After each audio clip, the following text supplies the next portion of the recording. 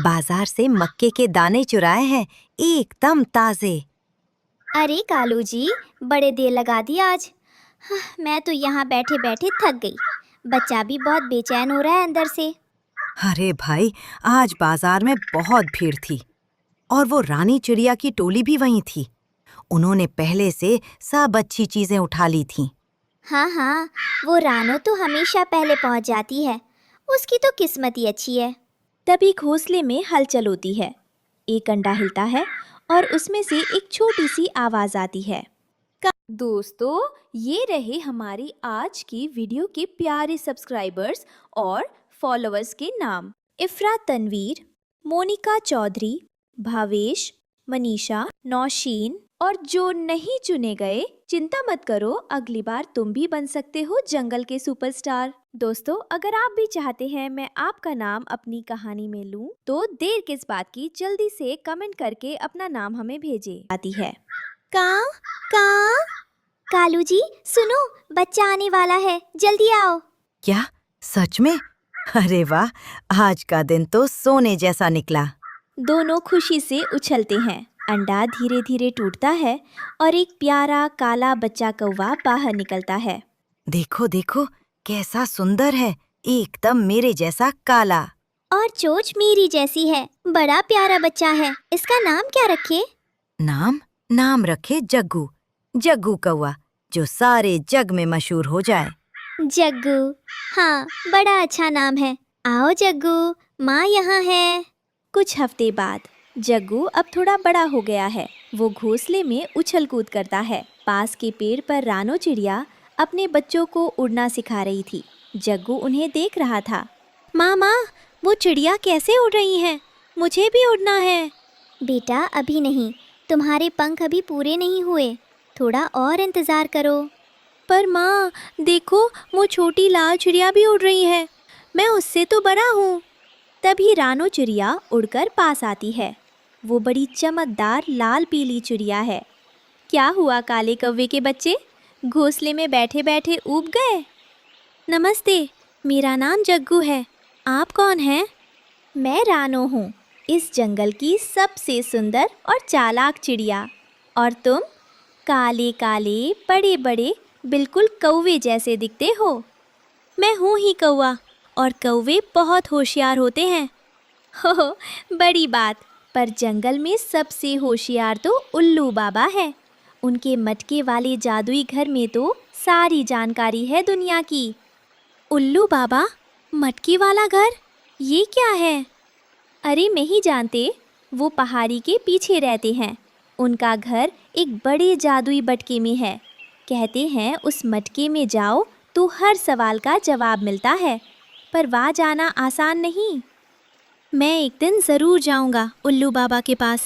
कहाँ पहले उड़ना तो सीखो। रानो हंसती हुई उड़ जाती है। जग्गू उसे जाते देखता है और मन में ठान लेता है कि वो ज़रूर उड़ना सीखेगा। अगले दिन कालू जग्गू को उड़ना सिखा रहा था। घोंसले से थोड़ी दूर एक खुली डाल पर दोनों बैठे हैं। नीचे काफ़ी ऊंचाई थी। जग्गू बेटा, ध्यान से सुनो। उड़ना कोई मुश्किल नहीं है, बस पंख फैलाओ और हवा पर भरोसा करो। पापा, नीचे बहुत गहरा है, मुझे डर लग रहा है। डर? कौवे कभी डरते नहीं। हम तो आसमान के राजा हैं। देखो, मैं पहले करके दिखाता हूँ। कालू पंख फैलाता है और एक खूबसूरत चक्कर लगाता है। फिर वापस आकर बैठ जाता है। देखा, बस ऐसे करो, हवा तुम्हें थाम लेगी। ठीक है पापा, मैं कोशिश करता हूँ। जग्गू कांपते हुए डाल के किनारे आता है। आंखें बंद करता है, फिर धीरे से पंख फैलाता है। मैं गिर रहा हूँ पापा। नहीं, पंख हिलाओ बेटा। जग्गू तेजी से पंख हिलाता है और नीचे नहीं गिरता, वो उड़ने लगता है। पापा पापा, मैं उड़ रहा हूँ, देखो, देखो, मैं उड़ रहा हूँ। शाबाश मेरे शेर, शाबाश। मैं जानता था तुम कर सकते हो। गोरी दूर घोंसले से चिल्लाते हुए कहती है। जग्गू, मेरे बच्चे, उड़ रहा है मेरा बच्चा। जग्गू आसमान में चक्कर लगाता है। नीकदा झोदा दिखता है। रानो ने कहा था उल्लू बाबा के घर जाना। अब पर मैं उड़ सकता हूँ तो एक दिन जरूर जाऊंगा। कुछ दिन बाद जंगल का बड़ा पेड़ जहाँ सब पक्षी मिलते हैं। रानो अपनी सहेलियों के साथ बैठी थी। तभी जग्गू वहाँ आता है। नमस्ते रानो, नमस्ते सबको। देखो, मैं उड़ना सीख गया। ओह, तो काला कौवा उड़ना सीख गया। वाह वाह, बड़ी उपलब्धि है। हाँ हाँ, काव काव करते हुए उड़ेगा, खेतों में जाएगा, फसल खाएगा। यही काम है ना कौवों का। ये सही नहीं है। हम कौवे बहुत होशियार होते हैं। हम दूसरों की मदद भी करते हैं। होशियार? अच्छा, तो बताओ, उल्लू बाबा के मटके वाले घर में जाने का रास्ता कौन जानता है? मैं नहीं जानता अभी, पर मैं पता लगाऊंगा। पता लगाओगे? काले कौवे उल्लू बाबा के घर तक कभी नहीं पहुंच सकते। वो रास्ता बहुत मुश्किल है। जंगल के बीच से गुजरना होगा, नदी पार करनी होगी, अंधेरी गुफा से निकलना होगा। तुम जैसे छोटे छोटे कौवे वहाँ क्या करेंगे? जग्गू चुपचाप घोंसले में बैठा था। गोरी उसके पास आती है। क्या हुआ बेटा, इतने उदास क्यों हो? माँ, रानो ने कहा कि कौवे उल्लू बाबा के घर नहीं जा सकते। सब मुझ पर हंसे। बेटा, जो हंसते हैं वो डरते हैं। डरते हैं कि कहीं तुम सच में उनसे आगे ना निकल जाओ। तो क्या मैं जा सकता हूँ उल्लू बाबा के पास? जा सकते हो, पर अकेले मत जाना। अपने पापा से बात करो। जग्गू की आंखों में फिर चमक आ जाती है। रात का समय, तारों भरा आसमान, डाल पर कालू, गोरी और जग्गू बैठे हैं। जग्गू सवाल पूछता है। पापा, उल्लू बाबा कौन है? उनका मटके वाला घर कैसा है? क्या आप जानते हैं? हाँ बेटा, मैं जानता हूँ, पर वो कहानी बड़ी पुरानी है। बताओ ना पापा, प्लीज। बेटा, उल्लू बाबा इस जंगल के सबसे पुराने और समझदार जीव है। उनके पास एक जादुई मटका है जो हर सच्चे सवाल का जवाब देता है। सुना है वहाँ तक पहुँचना बहुत मुश्किल है।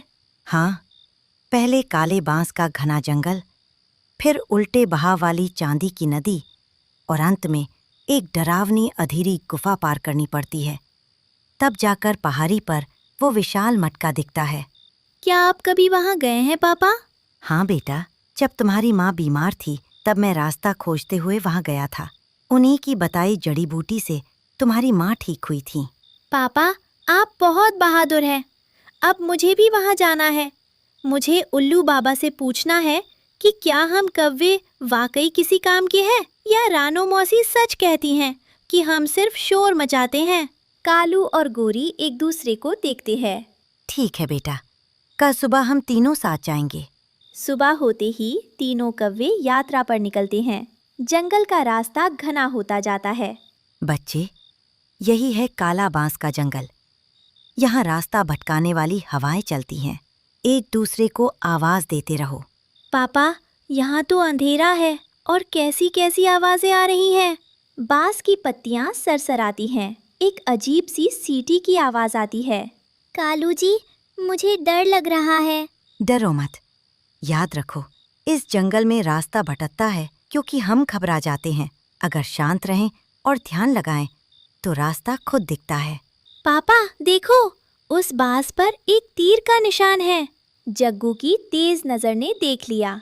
एक बांस के तने पर एक पुराना तीर का निशान खुदा हुआ है।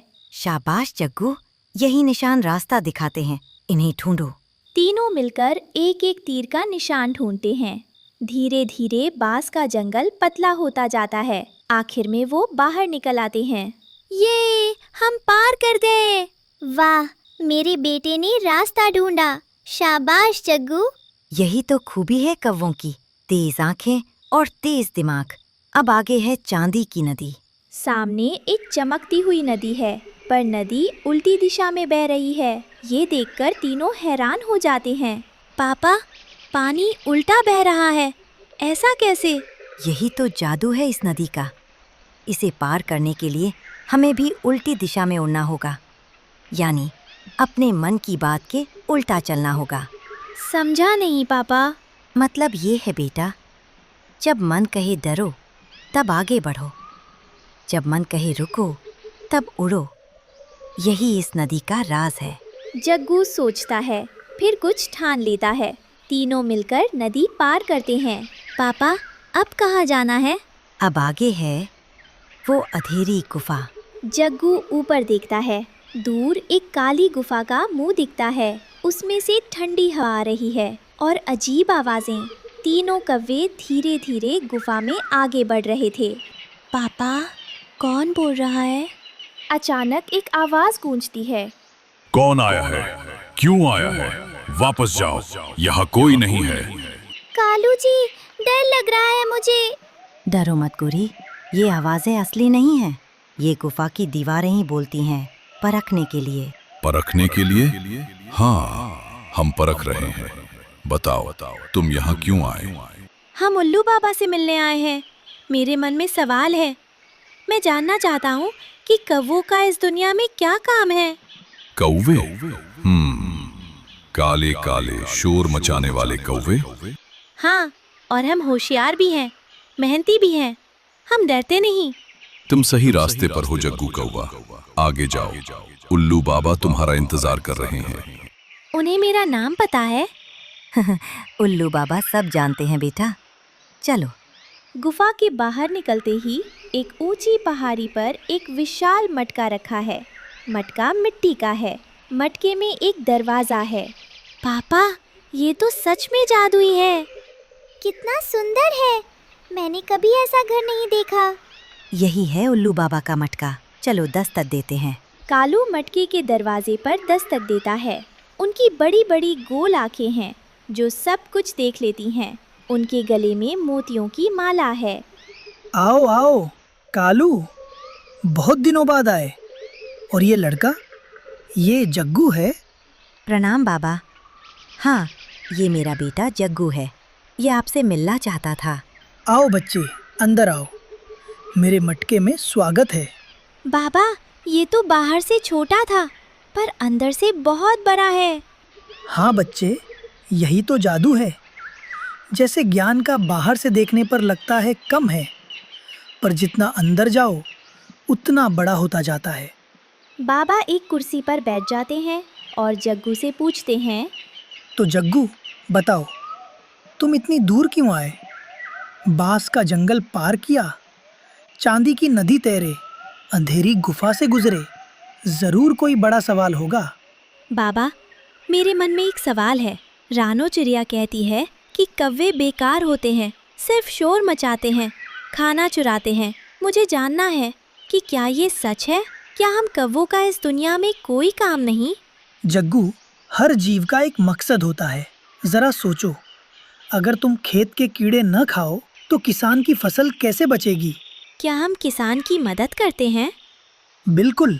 और जब तुम फल खाकर उसकी गुठली दूर फेंकते हो तो वहीं से एक नया पेड़ जन्म लेता है। तुम तो जंगल के माली हो जग्गू। बाबा, इसका मतलब हम भी जरूरी हैं। हाँ बेटा, तुम शोर नहीं मचाते, तुम तो जंगल की सफाई करते हो। कुदरत ने तुम्हें एक जिम्मेदारी दी है, बस उसे समझो।